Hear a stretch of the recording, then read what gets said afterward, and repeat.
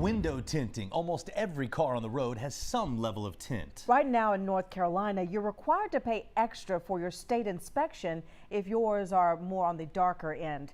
Action 9 investigator Jason Studenke found out the state is now thinking of scrapping some of the restrictions. First things first, there are two kinds of tint. One comes with the car.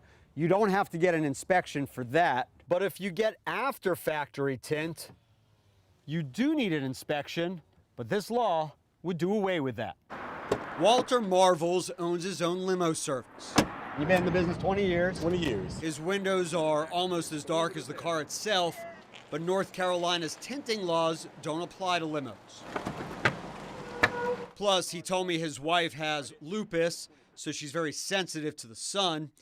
NC law has medical exceptions for drivers as well. It keeps the sun off of her and the rays off of her. As for the rest of us, the law says if you have after factory tint, you have to have it inspected along with your usual safety inspection for an extra $10.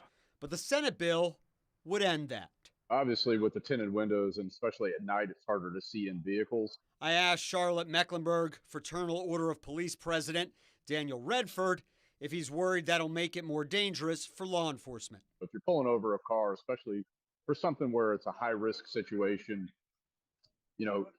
tinted windows just gonna impede an officer's ability to be able to safely see in the vehicle. But he also points out it's something common that we deal with on a regular basis. Officers are trained on how to deal with that. Plus, the Senate bill adds a provision saying drivers with tinted windows would have to roll down their windows automatically when an officer approaches.